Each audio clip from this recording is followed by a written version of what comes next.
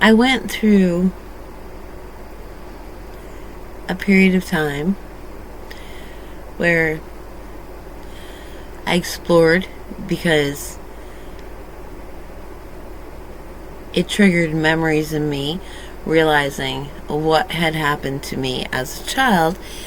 I had gone through the SRA, ritual abuse, groups of people. And I was appreciative for the insight for what had happened to me. But I didn't want to dwell on it. Again, as I said in my other videos, Pollyanna wants to see the good in everybody and everything. I cling to it. Cling.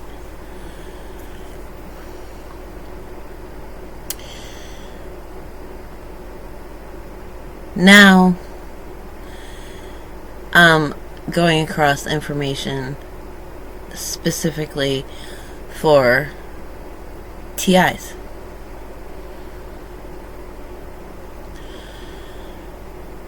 And I understand completely now why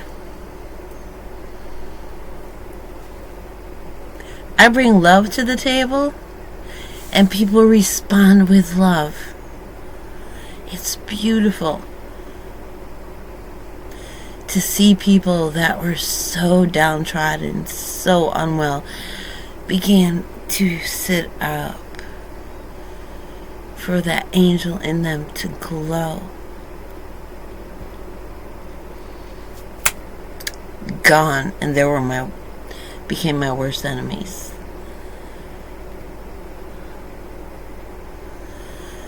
So I'm going to put the link below to all the techniques used.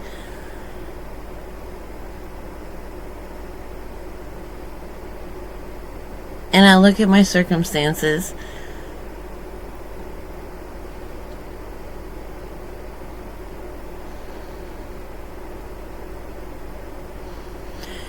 So many invest in protection, technological protection.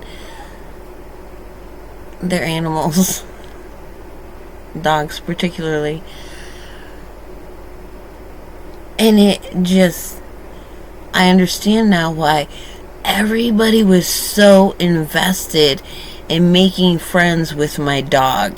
It was kind of like whoever could make friends with my dog was the winner somehow. When I was in Southern California, just before I left, I was sleeping in my camper and I heard a bang on the side of it. And somehow, intuitively, I understood that it was a game. It was a competition. Who could actually reach my camper?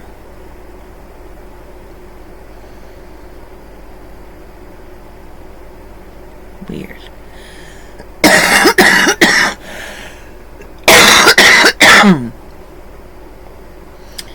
I smoked too much over the last few days.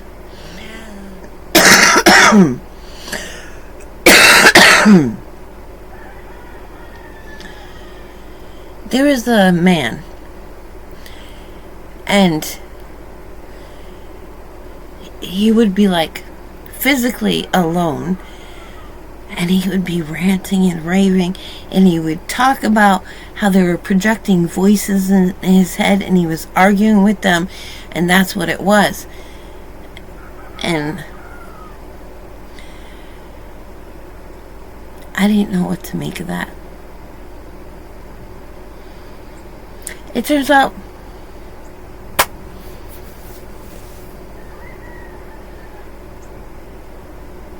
yeah. And in one of my previous videos, I shared how when we awaken, they can see us via satellite. Like, they're scanning the earth, and there's this dark desert area, no light. It's cool. And then, boom! There's a whole city there. Where the F did that come from? They're sending in black helicopters and all. It's just one of us being awoken.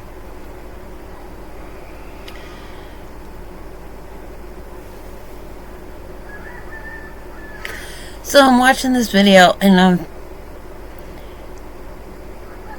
that's explains everything. And I can't talk about it to my very best friend. But now I understand why. She's the only one in this New England town to actually do anything. I had been told, like, when I left New England, like, New England is known for being very cold personality-wise. Like, people walk down the street, nobody says hi, nobody makes eye contact. And I'm like, what are you talking about? Because I'm from New England, I make eye contact, I say hello. But coming back here after being in the warm South, where everybody's warm in their personality, and I am appalled and amazed. Like, it's astounding that no, they don't care about you up here. But this one woman, she did it. She did that. She took me in. Like, no matter what. And me spilling the beans because she's pushing, have compassion for this person, have compassion. I'm like, alright, fine. Listen, dude who held you at gunpoint, cop didn't do anything. He's an asset. And goddamn it, when some little child comes up to you with a picture that they drew because they want to tell you what they do, and what they do is everything described in the SRA books, the stories of the people who have come out of all those programs.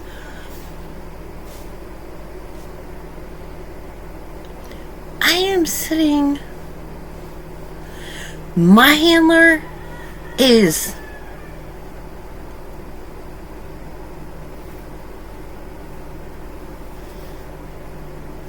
on the power scale. He's trying to earn his way into a bunker. We'll put it that way. Alright? Like, not upper middle class America. He's higher than middle class, which aren't going to get bunkers, but they might have a vacation home somewhere that's supposed to be safe. I am so understanding it all now. But my friend is trying to come to terms with this. She wants to help me. But I'm clued in because the second, like, her husband's trying to say, well, we can have this and we can do this and we can, and I'm like, you are not getting the thing that nobody's allowed to talk about, and that's gang stalking. And he immediately turned around. He's like, I don't know anything about gang stalking. I have now officially met my friend's handler. She's big-hearted. She loves everybody. She's married to somebody who's there to handle her.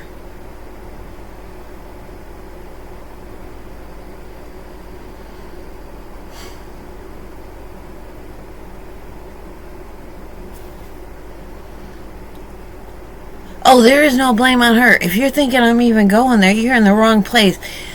Well, of course. Of course.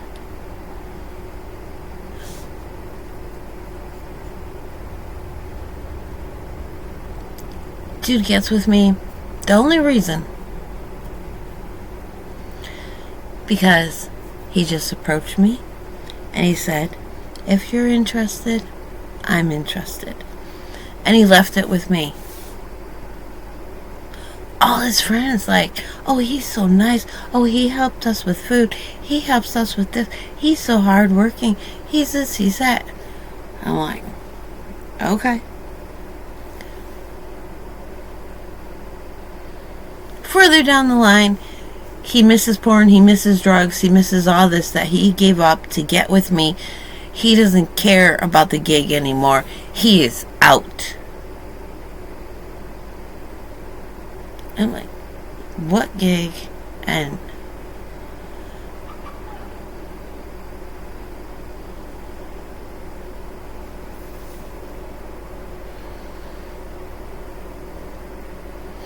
the people I thought I was falling in love with, and they can do it. I picked up on it. This is why I swore, no, I'm never going to fall in love. I'm not going to. And when it came down to it, I knew it. I knew I was going to have no other choice. I said, fine, that one. Because they can trigger stuff in your body to convince you you're in love. And how cooperative you are to the in love thing. You may get to choose the worst of all the evils that they have lined up for you to choose or not have a choice to fall in love with. Like when people fall in love with their captor, with the one holding them hostage. If you don't succumb, then they will find someone to hold you hostage and you can fall in love with them, because they're going to zap you so that your body responds with love, lust. They don't care anything to make you subservient to that person so that you're distracted and you are not seeking God. Like, wow. The Bible does not spell this out for us. Welcome to life before the flood. Really? Well, it does say that it's like worse than has ever been before, so we can we're making it through the worst. However, it's me.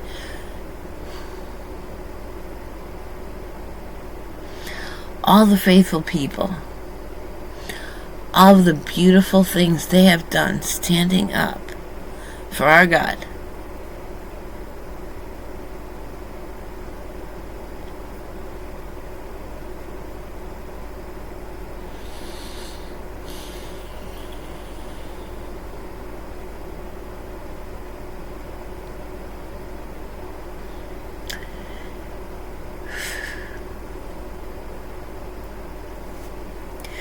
We are standing up through worse.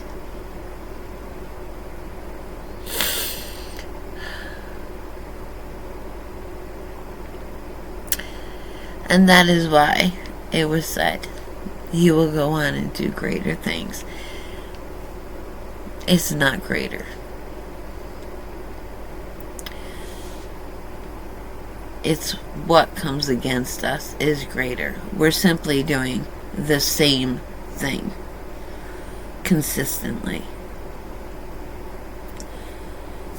It's not greater. We may face greater challenges, but what we do is not greater.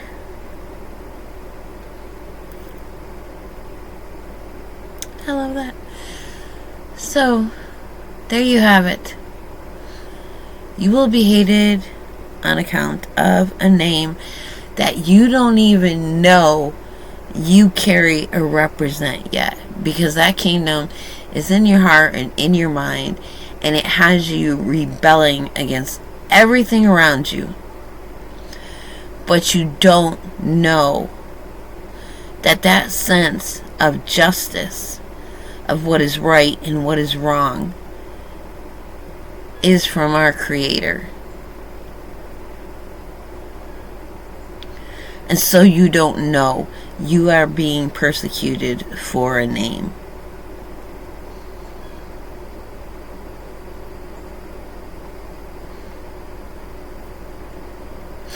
And then the name is so hidden so that you can't profane it, that even though you suffer for this name that you do not have access to, that you do not know,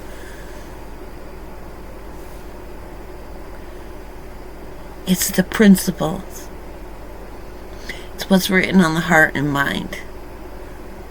That is what's going to connect you with our Creator.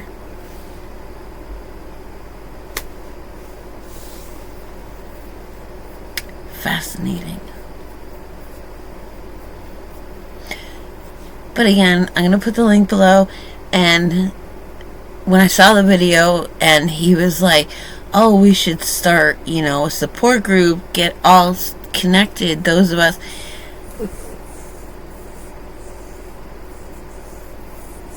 I find a RIP video. So I'm going to put the link below. Apparently, they got to that guy.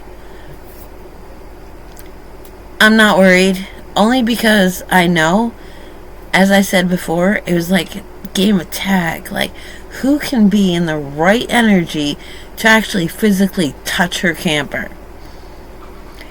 And there was another instance where I was cohabitating, but nobody could get in my room. Nobody could do it. The locks were funky. I wasn't let out. Then you know what I'm talking about. I did it intentionally. I went in the store. I said, can I get this? Can I get that? Can I get this? I said, thank you. I obtained them and I walked out. I had permission.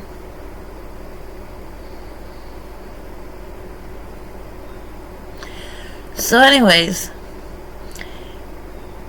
the only way anybody was ever able to enter my room was when they embodied a very sweet, innocent, gentle nature, and they put my lunch in there.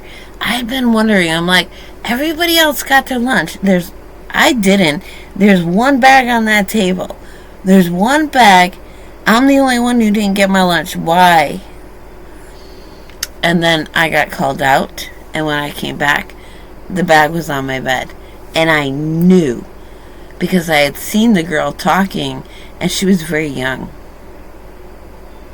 And I knew that that innocent child was still accessed within her.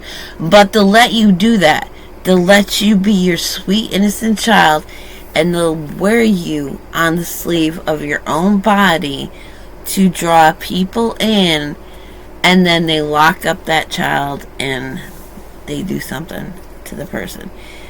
I haven't been locked up, but I know when I'm allowed to lead with my heart on my sleeve, and then everything around me shuts down just when I think somebody with a heart, and boom, they're gone.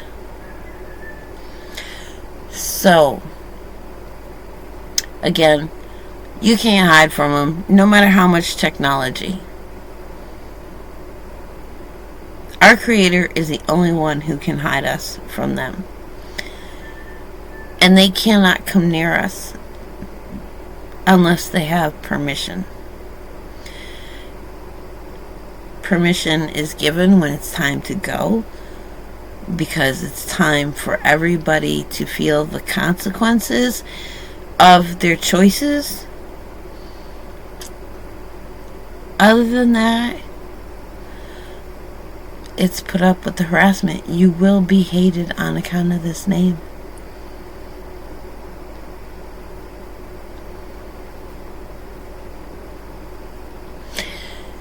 And I would rather be hated for what is true in me than hated for what is not true. See, before I was putting up pretenses, I was wearing my heart on the sleeve, like, this is me, this is really what, this is raw, you can really hurt me right now, like, all of that. I was doing all of this. No, don't do that.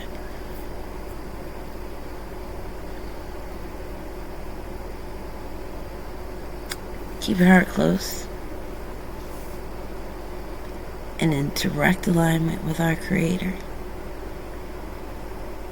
And He will keep you safe until you're just going to shed your body. It's not going to be hard. It's not going to hurt. We're only here for a limited amount of time, for a limited amount of reasons, and I won't explain it to you. But if you're quiet, you'll get the explanation yourself. It's okay. It really is okay.